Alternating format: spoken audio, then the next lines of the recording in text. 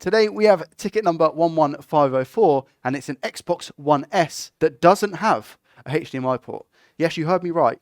It doesn't have a HDMI port. What on earth has happened here? We quite literally just have the legs of the HDMI port, and by some miracle, all of the pads look to be okay. Let's take it under the scope and see how this port has survived. I say port, but I guess how these legs have survived. I guess our first port of call, see what I did there, would be to just remove, oh. Hang about. That one's solid. Well, when I say solid, it's still got a little bit of give in it. This one is fighting to come out. I'll apply some heat and remove these stands out of the ground holes, and then clear the ground holes, and I'll be back with you in a second. I don't understand how this happened. This is the bit of plastic, and this is the metal cover of that plastic. Interestingly enough, here are the pins on that plastic as well. So I don't know if this has been repaired before and all of the pads have just fallen off, but we are very lucky that the pads are all good. That was a nice clean removal. Now I'm just going to apply some flux. And of course our friend leaded solder to really help us just clean this up.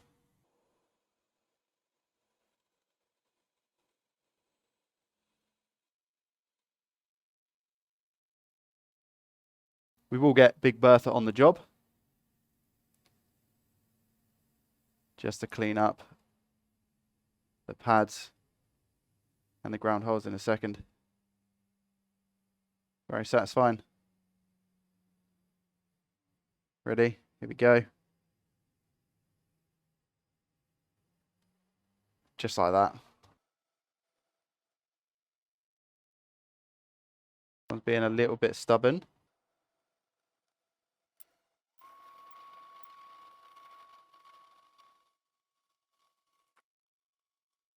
There we go. And now just a little clean. Someone commented on our TikTok page and said it looks pretty straightforward to do the HDMI swaps.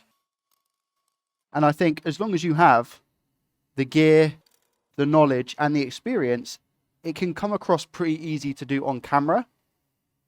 And anyone is able to learn it, because I was that person who basically learned just from watching YouTube videos, etc. But when I was doing my first couple of ports, I was horrendous. Don't get me wrong, even now there's still a lot to improve on. But at the start, I was something else. Everybody has to start somewhere. There we go, nice clean board. And then if we just put flux back on. So whilst this does look easy maybe on camera, we're dealing with very, very small and fragile components. But with enough practice, anything can look easy.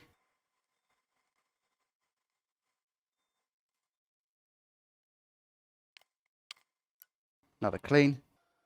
We've prepped the board now, so what we should be able to do is just drop the port onto it.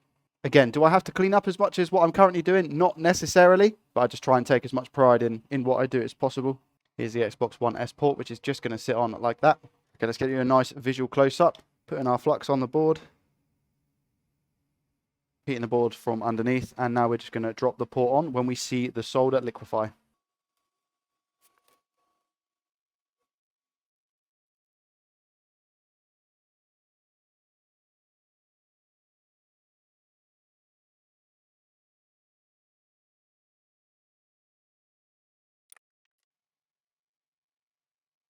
Now we just go over the pins, make sure they're all good.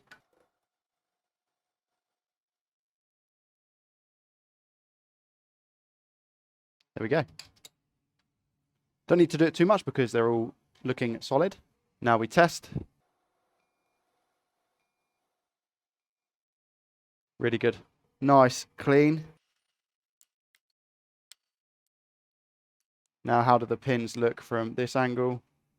Yeah, very, very nice and strong port. Going to sort out the solder on the back. Does look like it's pushed majority of the way through, but we're just going to add some, make sure it's nice and secure.